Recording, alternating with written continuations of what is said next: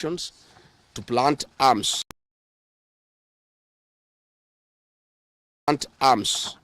and weapons in our convoy to provide evidence to arrest us and get evidence that they could charge us with in court. After about 30 minutes, the killer squad was joined by their counterparts who are highly trained in the use of biological weapons. Their instruction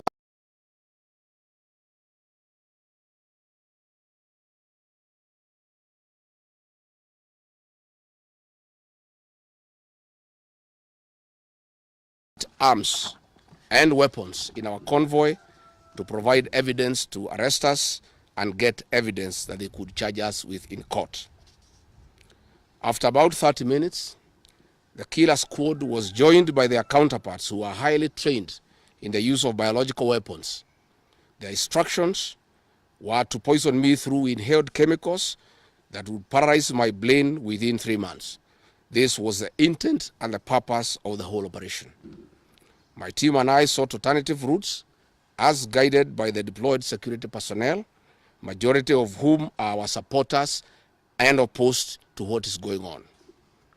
We have credible information that President Ruto has directed that my private security personnel be disarmed and be targeted for withdrawal of their licenses so that they can leave me vulnerable to allow room for goons to attack and possibly eliminate me.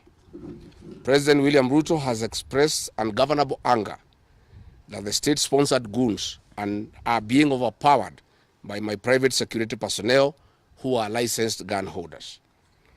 President Ruto is furious that the people of Kenya have not forgotten about the Kiambaa church massacre, where children and women were tortured in the 2007 and /8 post-election violence, and is unhappy that I keep on reminding the people of Kenya of the heinous act. I want to say that although Kenyans forgive each other, they cannot forget this, and there is nothing the president can do about it. The president was also utterly livid that I exposed his grabbing of 5-acre piece of land inside Gong Forest, where he intends to put a private hotel. About my statement on post-election violence, this was a precautionary statement and not incitement. It is based on historical facts and past electoral experiences of 1992, 1997 and 2007 controversial elections, that we must have a free and fair election in 2027. It is my civic duty as a leader to remind IEBC, all agencies and institutions charged with election management, that they must deliver free, fair, verifiable and credible election. I have heard the CS Interior and other pretenders to the throne claim that they will not allow political violence. I urge them to walk the talk.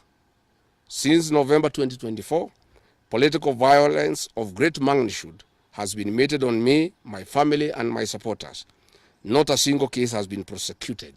For instance, on 28th November 2024, at a solemn funeral service in Limuru, Kiambu County, I was attacked by organized criminal gangs and a police escort.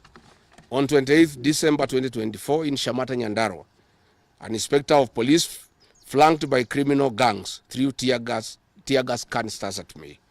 On 23rd March 2025 at ACK St. Peter's Cathedral in Nyeri, my convoy was attacked at a church compound by a known criminal gang and a police escort. On 29th March 2025 in Naivasha town, we were attacked by the police. On 6th April 2025 at a church service in Mwik, PCA, hooded goons attacked us inside the church. We dismiss with contempt the loose talk by CS Interior that during the DCP party unveiling, where goons dared to cause chaos were fighting for handouts from us. These were state-sponsored, but fortunately, they were overpowered by security personnel and supporters. The CS has given instructions that instead of arresting the said goons, they disarm my security personnel to give goons free access to me and my supporters in future occasions. Let it be known that our party, DCP, has organic support, and we do not pay supporters to attend our meetings the way the government is doing to people to attend their meetings. Finally, let me assure the planners of this violence that that you will not stop the cause of the people of Kenya. The one-term movement and the DCP party popularity will not be stopped and will not be slowed down. The cause to liberate Kenya is not about Rigathi Gachagua. All the leaders with me. Wasting time and resources to stop me is a zero-sum game. The people of the Republic of Kenya have said that lies must stop, roads must be built, corruption must stop, abductions and extrajudicial killings must stop, education and health systems must work. They are